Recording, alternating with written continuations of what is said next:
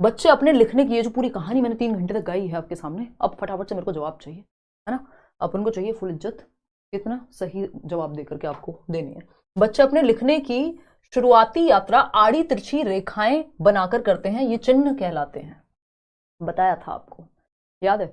मुझे नहीं लगता हिंदी में कुछ भी बचेगा, इवन इंग्लिश में भी इसके आसपास बस थोड़ा बहुत ही एक्स्ट्रा बचेगा। ठीक है जी। तो चित्रकारी कहेंगे इसको, जो लिखने की शुरुआत, पहली स्टेज राइटिंग की है। चित्रकारी नहीं, कीलम कांटे, ये मैं बोल भी यही भाषा रही थी बिल्कुल कि कीलम कांटे, वो समझ नहीं आता वो क्या बना रहा है, उसको दीवार पे कुछ भी करेगा, उसको पढ़ना नहीं आता। इमरजेंट लिटरेसी का पार्ट एक तरह से। स्क्रिबलिंग, इंग्लिश में क्या कहेंगे, स्क्रिबलिंग लिख के भी बताया था आपको, है ना। तो लिखना स्वयं की वर्तनी नहीं, इसको कीलम काटा या स्क्रिबलिंग कहते हैं, जिसका कोई मीनिंग नहीं होता, बट वो ऐसे ही जो भी उसके हाथ में आता है पेन वेन, उसको चलाने लगता है किसी भी दिशा में फ्री वे में। क्वेश्चन नंबर 2 देखिएगा, निम्नलिखित में से कौन सा एक कौशल बच्चे को उनका हस्तलेखन विकसित करने में सहायता करेगा। हस्तलेखन मतलब हैंड राइटिंग।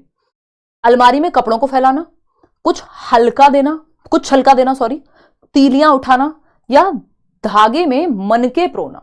हस्तलेखन मतलब हाथ से लिखने में बेटर जो है वो मदद मिल पाएगी बच्चे को किस एक कौशल के माध्यम से। अलमारी में कपड़े को फैलाने से, देखिए हस्तलेखन मैंने आपको ये सीडीपी में भी बताया हुआ है कि इनफ है भाई, 100 मार्क्स आरजू ज्यादा आएंगे पेपर में।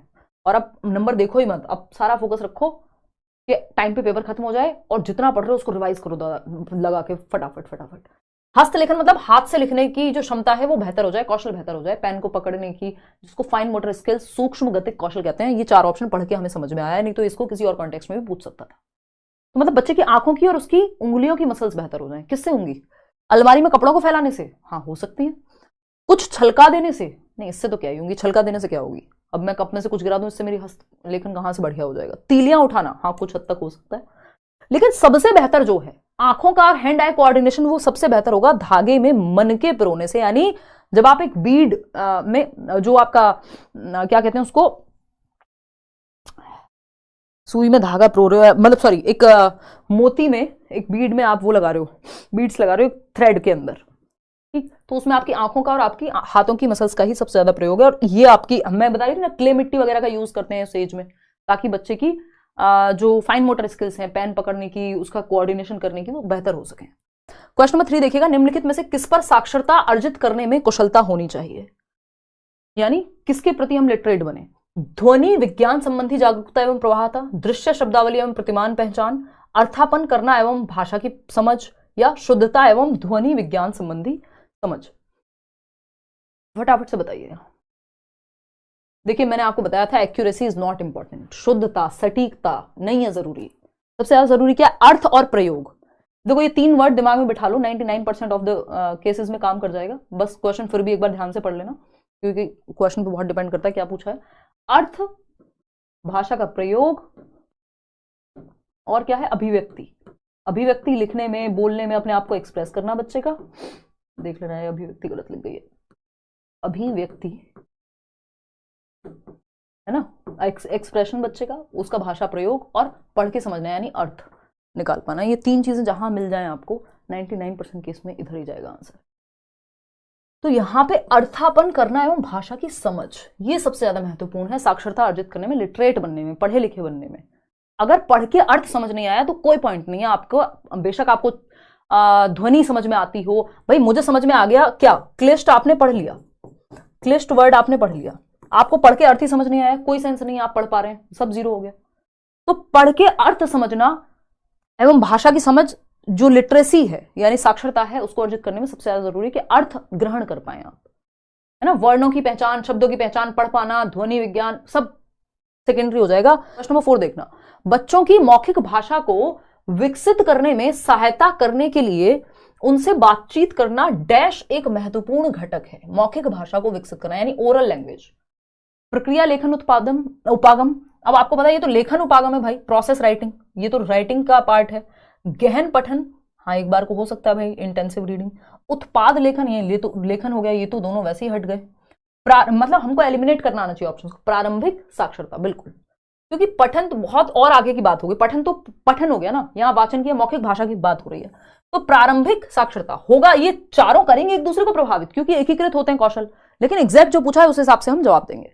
तो मौखिक भाषा को विकसित करने में सहायता करने के लिए उनसे बातचीत करना डैश एक महत्वपूर्ण घटक। प्रारंभिक साक्षरता यानी आप बातचीत कर रहे हैं, वो बुक को इधर उधर देख रहे हैं, थोड़ा आसपास अपने लैंग्वेज देख रहे हैं, आसपास परिचित माहौल में है, तो सबसे जल्दी से वो भाषा को एक्वायर करेंगे। तो प्रारंभिक साक्षरता है, इमर्जेंट लिटरेसी, एकदम शुरुआत की बात है, अभी सीख रहा है बच्चा साक्षर होना। क्वेश्चन नंबर 5 देखिएगा, लेखन है क्या एक उत्पादक कौशल है, विशिष्ट विधा तक सीमित है, ग्रहणशील कौशल है, या एक रेखीय प्रक्रिया है?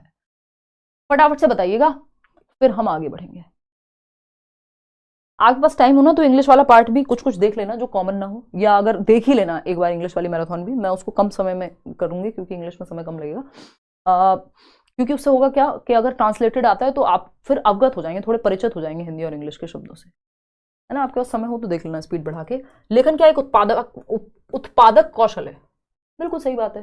प्रोडक्टिव स्किल है भाई, एक्टिव स्किल है, सक्रिय कौशल है। विशिष्ट विधा नहीं, ग्रहणशील यहाँ पे पठन हो जाता और सुनना हो जाता, बताया था ना शुरू में ही। रेखीय प्रक्रिया है, ये कोई बात है, लिखने वाली थोड़ी है जो रेखा का इस्तेमाल हो रहा है। और मतलब इसमें अच्छा ये याद रखना, जो आपका लेखन है इसमें हमें थोड़ा आपकी शुद्धता से लिखे व्यक्ति, लेकिन अपने आप को अभिव्यक्त करना सबसे ज्यादा जरूरी है बच्चे का। लेखन में कितनी भी सुंदर राइटिंग हो, उससे ज्यादा जरूरी है बच्चा खुद को अभिव्यक्त कर पाए। दूसरा जो शिरोरेखा होती है वो सब का इस्तेमाल करना, पंक्चुएशन का, ये सब खैर छोड़ो, काम की बात नहीं है, जितना मैं बता चुकी इतना इनफ है। उसी का इस्तेमाल अगर आप ठीक से कर लेंगे पेपर में नहीं होगा गलत, कॉमन सेंस से भी 1-2 क्वेश्चन सॉल्व हो जाते हैं। एक पठन सामग्री को बारीकी से पढ़ने का क्या अर्थ है? पठन सामग्री में है क्या यह जानना, पठन में रुचि उत्पन्न करना, विशिष्ट सूचना ढूंढना, या पठन सामग्री की प्रामाणिकता जांचना? बिल्कुल सही जवाब दे रहे हैं आप, बढ़िया। विशिष्ट सूचना जांचना, बारीकी का मतलब जहां भी आ जाए आप समझ लो, और रुचि उत्पन्न करना, बाकी तो ऑप्शन बन ही नहीं रहे ना। प्रामाणिकता जांचना तो कुछ था ही नहीं, तो विशिष्ट सूचना ढूंढना है, आप स्पेसिफिक इंफॉर्मेशन ढूंढ रहे हैं। बारीक यानी बारीकी मतलब इंटेंसिव रीडिंग, वो जो गहन अध्ययन की हम बात कर रहे थे।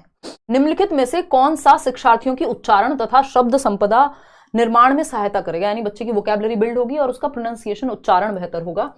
फटाफट से बताओ। मौन पठन, देखो उच्चारण की बात नहीं होती, मौन पठन में तो आपकी समझ बेहतर होती है, आपकी वोकैबुलरी शब्द भंडार अच्छा होता है, शब्द संपदा दो हो जाएगी, लेकिन उच्चारण कैसे मौन पठन से होगा? मन में तो बच्चा गलत पढ़ता रहे, पता थोड़ी लगेगा। शिक्षार्थियों के लिए सस्वर वाचना, चलो ठीक है कुछ हद तक। पाठ्यपुस्तक पर आधारित प्रश्नों के उत्तर देना, ना ना ना, सरसरी तौर पे पढ़ना, ये तो इतना फास्ट होता है कि यहाँ ध्यान ही नहीं होता किस तरह से पढ़ रहे हो। तो शिक्षार्थियों के लिए सस्वर वाचन करना, कि एक तो आपका उच्चारण तो बेहतर होता ही है, दूसरा वोकैबुलरी भी आपकी बढ़ती ही है, चाहे आप मन में पढ़ो चाहे आप बोल के पढ़ो, वो तो वोकैब तो बढ़ेगी दोनों ही केसेस में। बारीकी से पठन का उदाहरण कौन सा है? फटाफट से देखो बारीकी से पठन का। पुस्तक के किसी अध्याय में मुख्य विचार को जानने के लिए पठन, तो मुख्य विचार बारीकी नहीं होता, पहली बात तो सरसरी निगाह हो गया, वो एक तरह से स्किमिंग है। किसी फिल्म का सारांश लिखना, अगेन वही बात होगी। किसी विज्ञान परक लेख का सारांश लिखना, अगेन ये तो फिर बारीकी से नहीं, ये कहां से आ जाएगा? ये आ जाएगा उससे, एक्सटेंसिव राइटिंग को क्या कह रहे थे हम? गहनता था, और दूसरा था आपका विस्तृत पठन में आएंगे ये तीनों। अपने सेलफोन में अपने प्रिय मित्र का फोन नंबर, हाँ ये तो हम कर चुके हैं ना डिस्कस, वही रिपीट हुआ है तो। चलो फटाफट से स्पीड बढ़ाते हैं।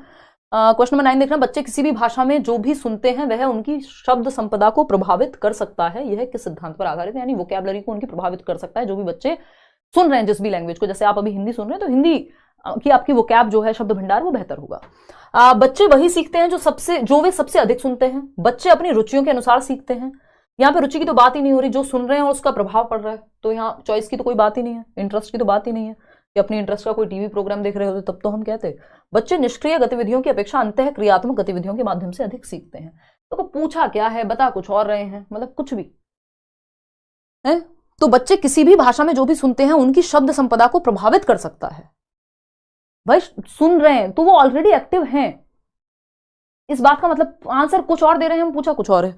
बच्चे अर्थपूर्ण संदर्भों में सबसे अच्छी तरह से सीखते हैं, भाई ये मान लिया आपसे, लेकिन आपसे सरकार ये पूछा था इसके बारे में बताओ, वो है ए ऑप्शन में। बच्चे वही सीखते हैं जो वे सबसे अधिक सुनते हैं। इन्होंने कहा था किसी भी भाषा में जो भी सुन रहे हैं उसका प्रभाव, उसकी वोकैबुलरी हमें प्रभावित करेगी। भाई जब सबसे ज्यादा माया अक्सर शब्दों को लिखते समय अक्षरों को छोटा बड़ा लिखती है या उनके बीच समान दूरी नहीं रख पाती। लिखने में समस्या है, लिखने में समस्या, लापरवाही, बच्चे में कमी कभी नहीं निकालनी होती, अज्ञानता नहीं, गलती करने का मतलब अज्ञान ही होना नहीं है बच्चे का, अरुचि, अपने आप बच्चे में कमी नहीं निकालनी है, डिस्ग्राफिया है, बच्चे को लिखने में समस्या है, लेखन संबंधी विकार है, यहाँ पे डिसप्रैक्सिया होता और ग्राफिया नहीं होता तब भी हम उसके साथ चले जाते हैं, डिसलेक्सिया भी होता और इन दोनों में से कोई ऑप्शन नहीं होता तो उसके साथ भी चले जाते हैं।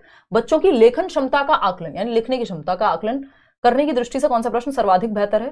देखो इस तरह के प्रश्न बहुत जरूर आते हैं, तो आपको उसमें देखना है बच्चा अपना दिमाग लगा के कुछ नया भाषा प्रयोग, भाषा लेखन, अभिव्यक्ति अपना क्या कर रहा है, बच्चे का दिमाग यूज होना चाहिए, याद रखने वाला नहीं। बहादुर बित्तो शीर्षक कहानी लिखिए, अब ये रिकॉल बेस्ड है, रट्टाफिकेशन बेस्ड है। बहादुर बित्तो कहानी का अंत बदलकर लिखिए, ये बहुत ही फेवरेट होता है जिसमें बच्चे को क्रिएटिविटी, कुछ रचनात्मकता करनी पड़े, खुद का दिमाग चलाना पड़े, critical thinking and all, creativity, रचनात्मकता। बहादुर बित्तो में संज्ञा शब्दों को चिन्हित कीजिए, तो ये तो फिर रिकॉल बेस्ड है, जो उसको आता है, कहानी को शीर्षक दीजिए। नहीं, सबसे ज्यादा बच्चे का दिमाग एक्टिव होगा बी ऑप्शन में, जहां सबसे ज्यादा बच्चा सक्रिय है, एक्टिव है, वही ऑप्शन बेस्ट है।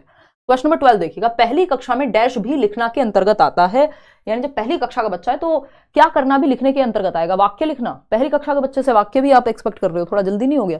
शब्द लिखना, हाँ कह सकते हो, अक्षर बनाना, चित्र बनाना। चित्र बनाना भी किसके अंदर आएगा? लिखने के अंदर, है ना। चित्र बनाना भी किसके अंतर्गत आएगा? लिखने के अंदर। इवन वो स्क्रिप्ट, बच्चों में डैश रेखांकन, ऐसा तो हो ही नहीं सकता हर सब्जेक्ट पेडागोजी में हेल्प करेगा, बट आपको ये देखना ट्रांसलेशन में क्या कहना क्या चाह रहा है कवि, या फिर वो पलट के देख लो, क्योंकि दोनों भाषाएं सेम ही होंगी, ट्रांसलेशन में होंगी जहां तक है। बच्चों में रेखांकन और चित्रांकन के माध्यम से लेखन कौशल का विकास। हाँ भाई, चित्र को भी हम काउंट करते हैं शुरुआत में, और रेखांकन मतलब हाईलाइट कर रहे हैं या चित्र बना रहे हैं, दोनों क्या है? लेखन कौशल के विकास में शामिल है। लिपि चिन्ह ये थोड़ा ज्यादा कॉम्प्लेक्स हो जाएगा, अक्षर बनावट ये सब बाद की बातें, बच्चे की क्रिएटिविटी फर्स्ट ऑप्शन में निकल के आएगी। चलिएगा खैर आगे बढ़ते हैं। क्वेश्चन नंबर 14, आपको मुश्किल की तरफ नहीं जाना, जब भी आपसे पूछे पढ़ने का अर्थ क्या है, लिखने का अर्थ क्या है, आपको चित्र वित्र इस तरफ ही रहना है, बच्चे को सेंटर में रख के थोड़ा खेलते कूदते रहना है, बाकी ऑप्शन पे भी थोड़ा सा डिपेंड करता है। पढ़ने का अर्थ क्या है, ये बहुत बार पूछ चुका है कि पढ़ने में सर्वाधिक महत्वपूर्ण क्या है, पढ़ने की प्रक्रिया में। सिंपल आंख बंद करो और लगा दो, हाँ हाँ हाँ कर लो, खेल लो, कोई बात नहीं, सब अलग अलग जवाब दे रहे हैं, मैं बताती ही नहीं। ए, पढ़कर समझना, शर्म वरम आती है थोड़ी बहुत? नहीं, मैं अपने बारे में कह रही थी, मुझे नहीं आती है, क्योंकि मतलब सही जवाब दे रहे हो, मेरे को लगा यहाँ पे अर्थ का ऑप्शन होगा कहीं, वर्णमाला का ज्ञान नहीं। वर्ण की पहचान, मान लो वर्ण की पहचान है, अर्थ समझ नहीं आया, क्या फायदा है? वाक्यों को पढ़ना आता है, अर्थ समझ नहीं आया, कोई फायदा नहीं है। शब्दों को पढ़ना आता है, अर्थ समझ नहीं आया, कोई फायदा नहीं है। तो अर्थ की बात सिर्फ फर्स्ट ऑप्शन में ही हुई है, पढ़कर समझना। पढ़कर समझने का मतलब क्या है कि भाई अर्थ समझ में आ गया है ना। पहले तो मुझे लगा आपने गलत दे दिया, तो सारी मेहनत बेकार करा दी, 4 घंटे से चिल्ला रही थी। तो पढ़कर समझने का सबसे ज्यादा जरूरी जो होता है वो अर्थ निर्माण कर पाना, कि पढ़ के समझ पाए आप। तो पढ़कर समझना यानी अर्थ को समझना, पढ़ने का अर्थ पढ़कर समझना, या अर्थ का निर्माण कर पाना, मतलब बेसिकली आपको समझ में आया कि लिखा क्या है। अर्थ महत्वपूर्ण है, अगर आप कितनी भी सुंदर राइटिंग है, कितना भी बढ़िया वर्ड को समझ लेते हैं, कोई फायदा नहीं है अगर आप पढ़ के समझ नहीं पाए। अर्थ नहीं है जिस चीज का, अर्थपूर्ण होना चाहिए।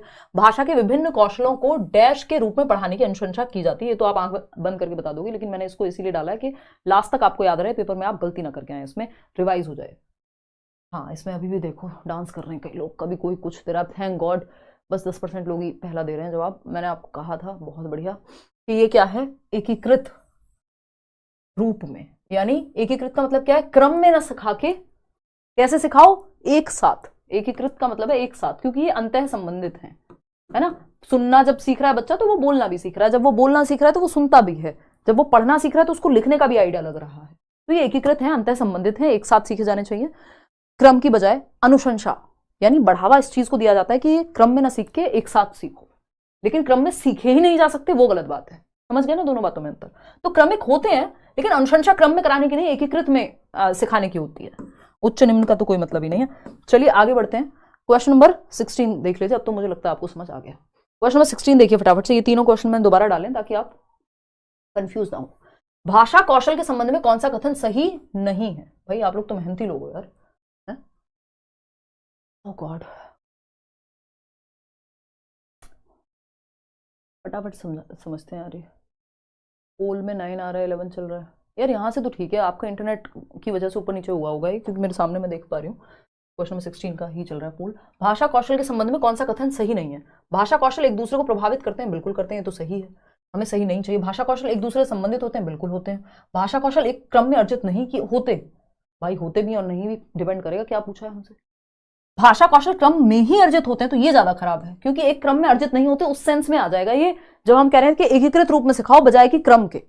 तो उस सेंस में ये ठीक है कि क्रम में अर्जित नहीं होते, लेकिन क्रम में ही अर्जित होते हैं ये कहना गलत होगा, क्योंकि बिना क्रम के भी आगे पीछे हम एकीकृत करके सिखा सकते हैं। बात सही है नहीं? तो क्रम में अर्जित नहीं होते जनरली हमें यही मान के चलना है, लेकिन इस बात का ध्यान